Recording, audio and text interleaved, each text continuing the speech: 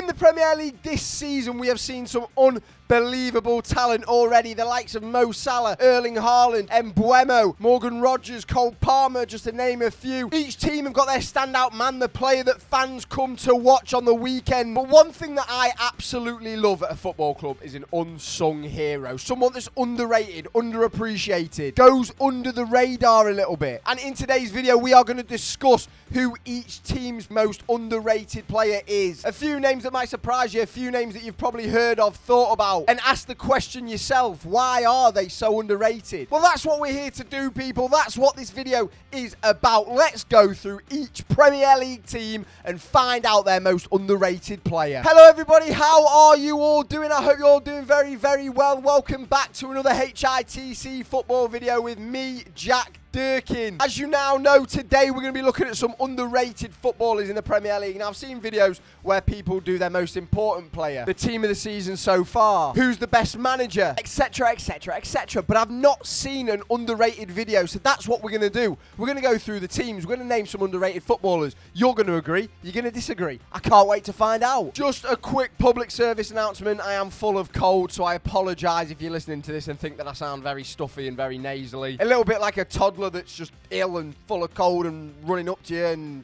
out of breath from skidding all over the disco floor at primary school or whatever toddlers do nowadays. I'm ill. But apart from that, I'm in tip-top condition, like a Lamborghini Gallardo, but except I'm probably more like a Ford Fiesta Z-Tech EcoBoost. Nothing wrong with the Ford Fiesta EcoBoost, by the way. They're a seriously good car. Reliable. Enough about cars. We're not here to talk about cars. We're here to talk about football. We're here to talk about football players that are underrated at their current team. Let's get into this video. Let's start with Arsenal and see who their most underrated player is. Okay, so to kick off the list, we're going with a player that probably isn't so underrated to many Arsenal fans, but more so to the rest of the fans in the league. It's so difficult in a team like Arsenal because all the players are hyped up to high heaven. They're in the spotlight week in, week out, especially this season with them trying to push for that title challenge, and so far it's not looking very good. But it was hard to pick someone that's classed as underrated. The player that I have gone for, however, is the Arsenal fullback. Bit versatile, can play anywhere along the back line. It's Jurrien Timber. Now, obviously, he signed from Ajax last season, started the season well, was good in pre-season, I seem to remember, but obviously got an ACL injury, which ruled him out for pretty much the whole campaign. He's come back, he's played in every single game, he looks back to himself, sharp, quick, strong,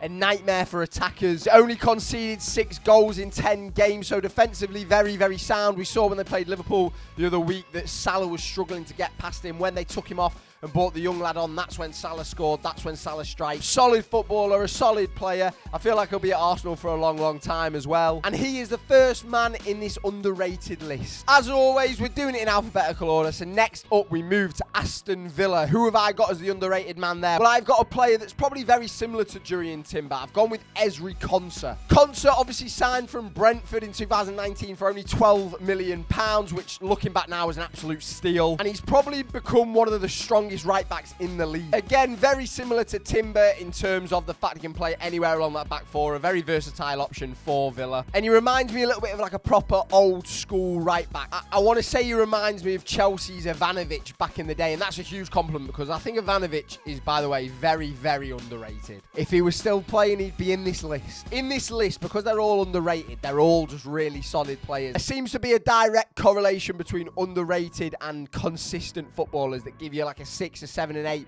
week in, week out. I feel like that's what this list very much is. But moving on to AFC Bournemouth, we've got another defender. Starting off the list with 3 defenders. We've got Marcus Senesi. Now, as I just touched on there, a player that week in, week out gives you a 7 or 8 out of 10. He's probably been a bit of a revelation in defence in terms of a modern day centre-back. He's still got that physical ability to go through people with his tough tackling, his aerial threat, but he can also play out from the back. He's really good with the ball, and he's adapted to the way that Iraola plays superbly. A leader at the back, and I would say that he's probably Bournemouth's most important defender. Again, I don't know if he's underrated to Bournemouth fans, but definitely to the rest of the Premier League. People forget how good this man is. In last season, he got 5 assists from centre-half. Obviously, I'm sure he'd rather clean sheets, but clean sheets, assists, assists and goals, I'd be asking for a little bonus, Senesi. Although you're probably on about 40 grand a week, mate, so you don't need any bonus at all. Next up, we have got Brentford, the Bees. Now, Brentford have been absolutely unbelievable this season. I've said it on numerous videos.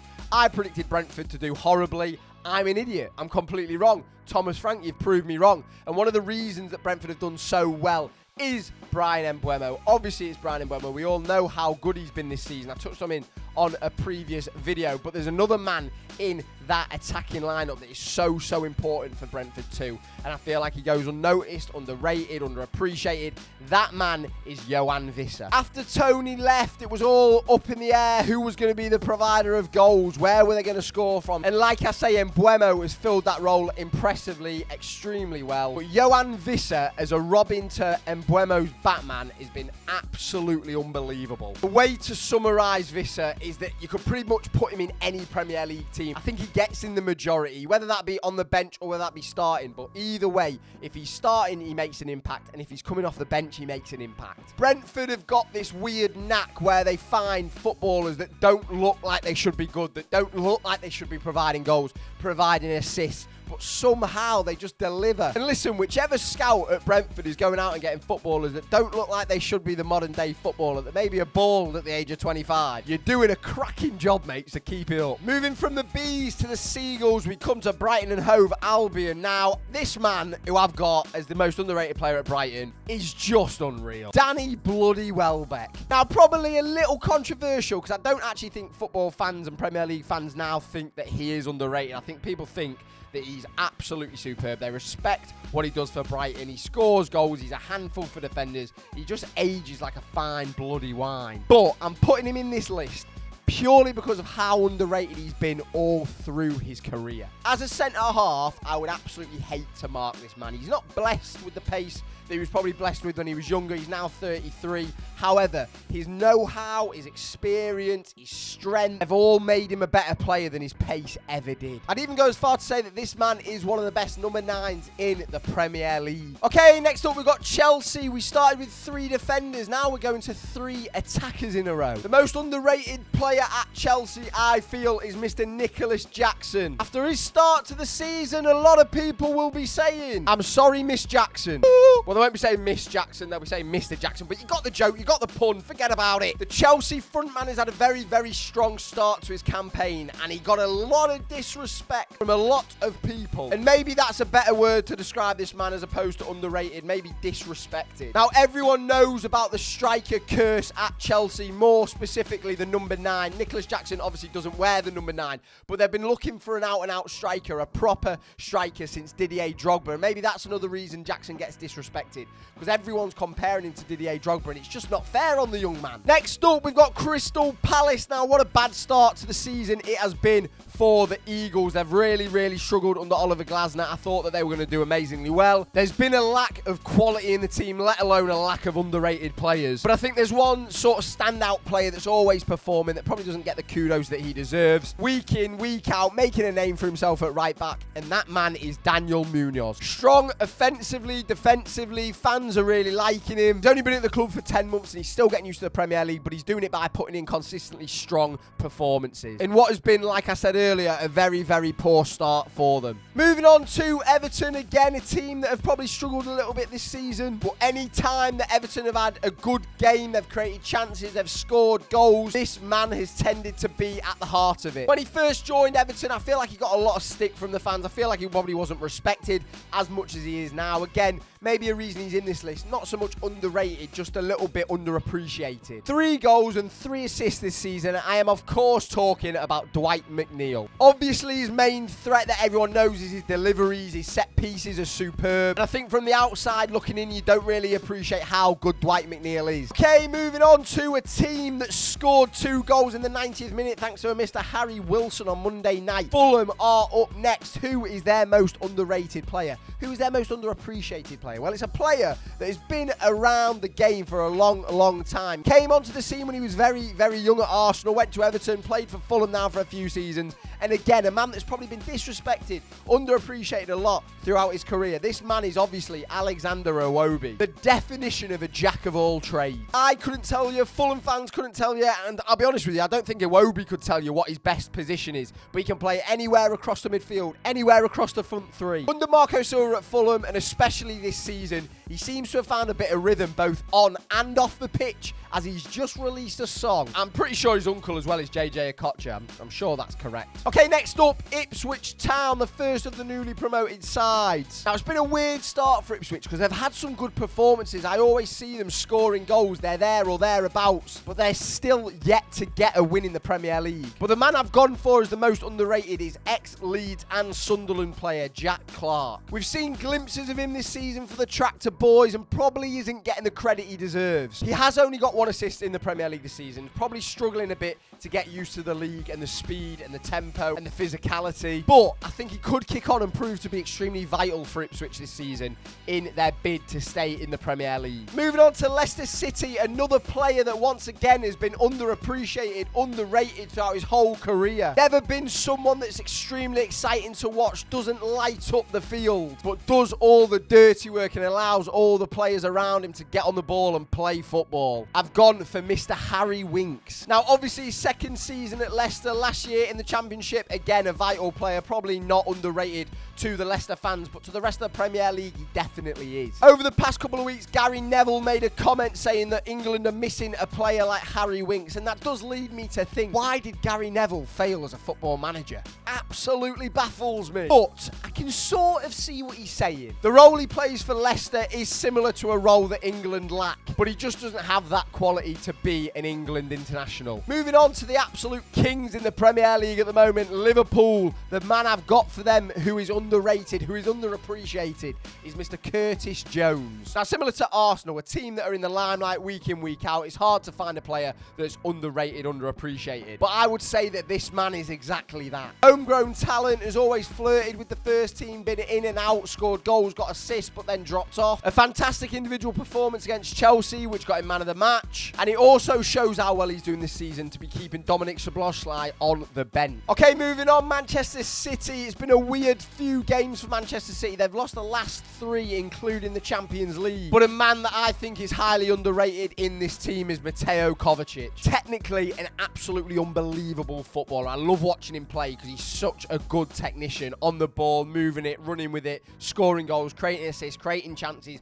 passing. Everything about him is just unbelievable. But because of all the superstars around him in that City team, sometimes he can go missing. And obviously, with the absence of the new Ballon d'Or winner in Rodri, Kovacic had to fill his role, and he's not done it to the capabilities of Rodri. It's a difficult task to do, but he's still done very, very well. Okay, going to the other side of Manchester, we've got Man United, a team that have really struggled, a team that are the first to get rid of their manager. Eric Ten Hag has left. Ruben Amorim is waiting to come in after the international break. Who do I think is their most underrated player? I actually think it's Diego Dallo. Now, I know he's got a mistake in him. I know he's a bit wild sometimes, but for the past few seasons, he's been a very, very important player for Manchester United at right back. He's also played left back, and despite his good performances, he's never really been considered one of the best fullbacks in the Premier League. And this season, once again, he started strong, although ultimately getting Ten Hag the sack, that miss, I'm not sure if it was on purpose. Potentially it was on purpose. Either way, I'm all for it. It was hilarious. It was a terrible miss. Next up, Newcastle United, a player that was really their only permanent signing in the transfer window. I've gone with Lewis Hall. Although only being 20 years old, he's performed at a very consistent level for the Magpies this season. He's versatile, offers a great threat from fullback, both offensively and defensively. Newcastle obviously haven't been great this season. They've had a few players that have been performing below par, but Lewis Hall has probably been one of the more consistent ones, one of the more underrated ones, and he goes about his business at fullback without any question. As I'm filming this, I'm starting to notice that there's a lot of fullbacks. Is fullback the most underrated position in a way? Anyway, moving on to Nottingham Forest, a team that are absolutely flying this season, with some absolute standout players this season in Chris Wood, Hudson-Odoi, Ryan Yates. But the real change and key to their success this season is how good they have been defensively. And a player who has been a major part of that without grabbing the headlines too much is Murillo. Defensively and aerially, he is an absolute beast, and he's only 22 years old. And to be honest, I couldn't really gone with anyone from the back four before the back five. Sells has been amazing for Forest as well this season. I just think Murillo has pipped them players to the post. An absolute rock for Nottingham Forest, and I know the fans love him. On to a team that got their first win of the Premier League season at the weekend. We come to Southampton. Again, similar to Ipswich, hard to find an underrated player here, similar to Crystal Palace, but I've gone for the new signing this season, Mateus Fernandes. Saints fans have took to him immediately and they absolutely love him. Although it's not been a good start for Southampton, Fernandes is a player that's been a bit of a silver lining. Has 1 assist to his name already, and if Southampton are going to stay up, which is a big, big ask, I really think they're going to struggle, then this man is going to be vital in that relegation battle. Okay, next up we've got Spurs, a team that are flying again this season, doing really, really well. Started not so great, but now they're finding their feet, they're doing well. And a player that's been influential to Spurs this season. He's changed positions a little bit. He's gone from a winger to more of a midfielder. We've got Dejan Kulusevski. Hasn't grabbed the headlines probably outside of Spurs, but Spurs fans absolutely adore him. 2 goals and 2 assists, but not only are his stats strong, not only do they speak for themselves, off the ball, his work rate, the way Ange plays, he is so important and a reason that Spurs fans wax lyrical about him. Okay, we come to the last 2 teams. First of all, we have got West Ham United. Again, a season that has been difficult for West Ham. A lot of people thought that they'd hit the ground running. A lot of people thought they'd do really well this season. I actually did say that I think they'd struggle. There's too many players, a new manager. It takes time to gel. These things happen. But a player that I think is really underrated for West Ham is Aaron Wan-Bissaka, one of those new signings in the summer. Always heavily criticised at Man United. Wan-Bissaka is a player that's took a lot of criticism throughout his career. But in what has been an extremely disappointing start for West Ham, Wan-Bissaka has actually done himself justice. And although West Ham have leaked a lot of goals this season, very few have come from the side of Wan-Bissaka. Okay, finally, the team that sit rock bottom in the Premier League, the team that sit rock bottom in this list because of alphabetical order. We've got Wolverhampton Wanderers. The player I've gone for the most underrated here is João Gomez. A team that lack quality all over the field, to be honest with you, and that's shown in where they are in the table. They've really struggled in games. A combative midfielder who sweeps up in front of the defence and works tirelessly to try and regain possession. And although technically he's not a world beater, technically he's not amazing, he's only 23 and he can still progress his game, he can still learn a lot, and I'm sure over time he will brush up on his technical ability. There it is, that's my underrated player from every team in the Premier League so far this season. Let me know, as always, what you agree with, what you disagree with. Leave it in the comments down below. If you have enjoyed the video, please do leave a like. Please subscribe if you are new around here. I've been Jack Durkin. This has been HITC Football. It's always a pleasure, never a chore. When you leave, close the door. Take it easy, people, and I will see you all in the next video.